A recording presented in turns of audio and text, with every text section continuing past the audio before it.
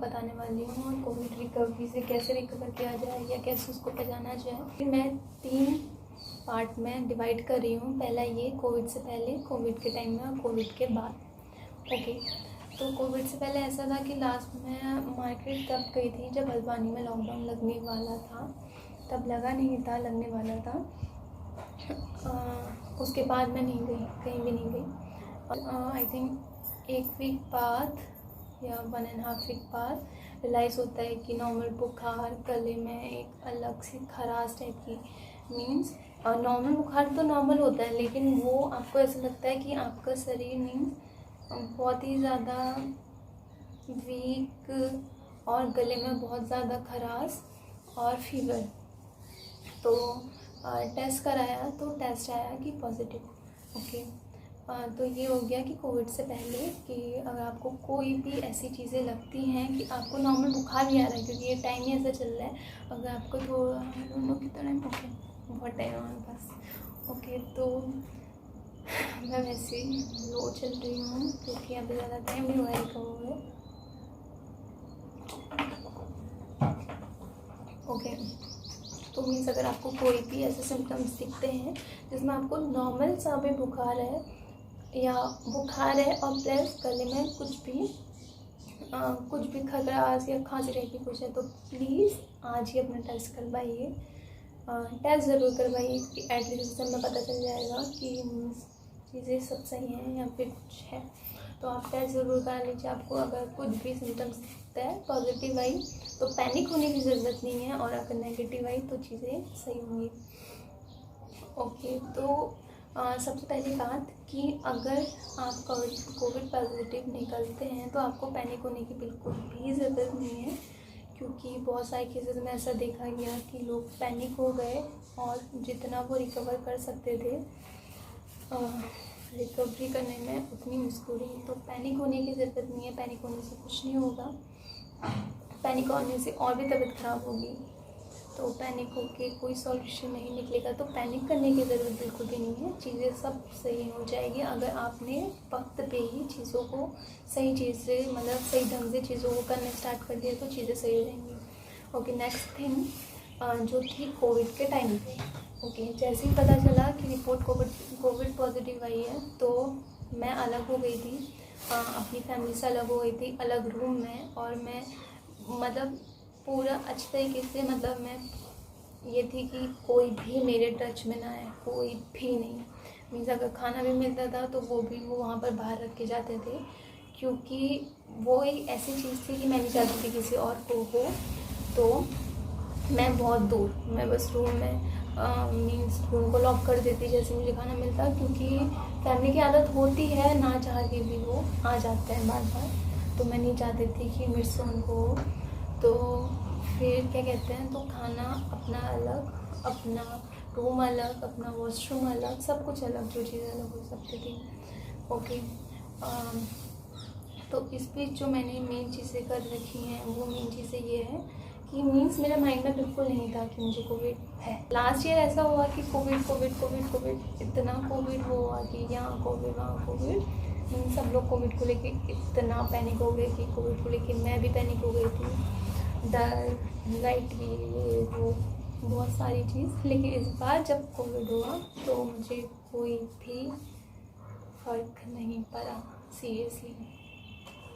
Okay, तो इस बीच जो चीज़ें हुई हैं, जो मैंने की हैं, वो ये थी कि बोरिंग होने वाली चीज़ें तो बहुत थी, पर मेरे पास मेरा लैपटॉप था, मेरा फ़ोन था, बुक्स थी, और कि अपने दोस्तों के टच में मैं हमेशा थी। मीन्स वीडियो कॉल में, मैसेजेस में, व्हाट्सएप में, कॉलिंग में, हमेशा मैं अपने दोस्तों के कांटेक्ट में रही हूँ। और ऐसा कोई भी मोमेंट नहीं था कि मुझे कुछ फील हो रहा हो और मैंने उनको कॉल करके नहीं बताया हो कि ऐसा कोई मोमेंट नहीं था कि उनकी कॉल ना आई हो।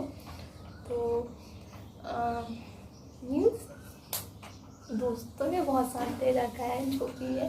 ओके, तो मैं आपको अपना रूटीन बताना चाहूँगी। मेरा रूटीन ये था कि मेरे पास एक सैनिटाइज़र रहता था, एक सैनिटाइज़र दिया गया था, और खाने से रिलेटेड चीज़ें ऐसी थी, दलिया, दाल, रोटी, जो चीज़ मैं खा सकती थी और नॉर्मली प्रॉपर डाइट मेरी चल रही थी। मतलब मुझे ऐसा फील ही नहीं हुआ कि मुझे कोविड है।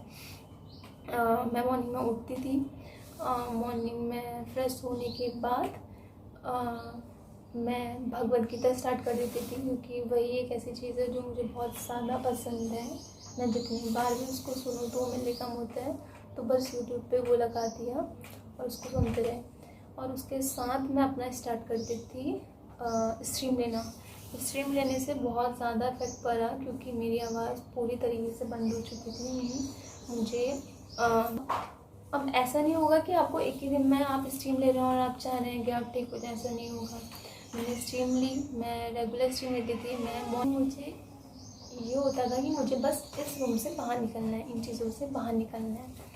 ओके, फिर फ़ोन में लगी, अपने फ़ोन यूज़ किया, मूवीज़ देखी, और फिर दिन हो जाता था। फिर दिन में दिन का नाश्ता किया, दिन का खाना किया। खाने में नॉर्मली दाल ज़्यादा रहती थी, दाल और सैलेड। सैलेड मैंने बहुत ज़्यादा लिया है, तो सैलेड और फ्रूट्स में मीन्स अगर मेरा मन नहीं करता था कि मैं कुछ चीज़ खाऊं तो मैं पी लेती थी, जैसे जूस वगैरह। लेकिन ये था कि जूस वो पूरे, मतलब आप ये नहीं कह सकते कि उसको बॉईल करके लाया जा रहा है, मीन्स वो नॉर्मल थे, ठंडे, बिल्कुल ठंडी चीज़ कोई भी नहीं, और गुनगुना पानी गुनगुना ही यूज़ होता था। बस ये था। और उसके बाद मेरा जो रूटीन था वो ये था कि मीन्स कमरे से अलग, जहाँ पर मैं अभी बैठी हूँ, ये चेयर मेरी हमेशा से रही है, तो यहाँ पर मैं आ सकती थी। यहाँ पर कोई और अलाउड नहीं था फैमिली के अंदर, तो मैं यहाँ पर आके बैठ रहती थी। मीन्स ताज़ी हवा, तो वो बहुत अच्छी थी। और फिर रात को थोड़ा पढ़ना होता था, और फिर उसके बाद नाइट का खाना। फिर नाइट के खाने में वही हेल्दी चीज़, जो आप हेल्दी चीज़ ले सकते थे। इसके बीच में जो चीज़ होती थी वो ये होती थी कि अपने फीवर को हमेशा चेक करना कि फ़ीवर कितना है, और सबसे इम्पोर्टेंट चीज़ अपना ऑक्सीजन लेवल, कि ऑक्सीजन कितना है, वो मैं हमेशा चेक करती थी। इवन मैं हमेशा हर एक बार ट्राई नहीं करती थी, 3 टाइम मैं ट्राई करती थी, तो वो नॉर्मल चल रहा था, हार्ट बीट भी नॉर्मल चल रही थी। के टाइम पे सोने का तरीका मैंने ऐसा अपनाया जो बताया गया था कि अगर आप इस तरीके से लेटेंगे तो आपका ऑक्सीजन लेवल बढ़ेगा, तो उसी तरीके से मैंने वो सारी चीज़ें की। और फिर वही होता था, मॉर्निंग होती थी, और हाँ, मॉर्निंग में योगा सबसे इफ़ेक्टिव योगा जो था वो था कि अनुलोम विलोम। सबसे इफेक्टिव योगा जो मुझे लगा, एक्सरसाइज, जो चीज़ नॉर्मली, क्योंकि बहुत लोग ऐसे होते हैं जो नहीं कर पाते हैं, और मेरे पास एक वीडियो भी है जिसका लिंक मैं शेयर करूँगी यहाँ पर। आई थिंक आप लोगों ने भी देखा होगा। तो वो मीन्स अपनी फैमिली के बड़े लोगों के लिए बहुत ज़्यादा इफेक्टिव है, तो आप वो कर सकते हैं। उसमें सारी एक्सरसाइज मुझे बहुत अच्छी लगी, और रेगुलर अपनी दवाइयाँ ली। 5 डेज़ की दवाइयाँ थी, फिर 5 डेज़ और कंटिन्यू की, और 15 दिन के बाद कोविड का टेस्ट कराया और रिपोर्ट नेगेटिव आई। और उसके बाद भी मैं अपने फैमिलियों के पास नहीं गई, उसके कुछ दिन बाद मैं अपनी फैमिलियों के पास गई हूँ। ओके, कुछ टाइम और मेरे पास, क्योंकि उसमें केस नहीं है। ओके, फिर अब आफ्टर कोविड क्या हुआ? आफ्टर कोविड ये हुआ है, जैसा आपको मेरी अभी भी आवाज़ बैठी हुई लगेगी, आफ्टर कोविड ये रहा है कि अपना ध्यान रखना ज़्यादा ज़रूरी था।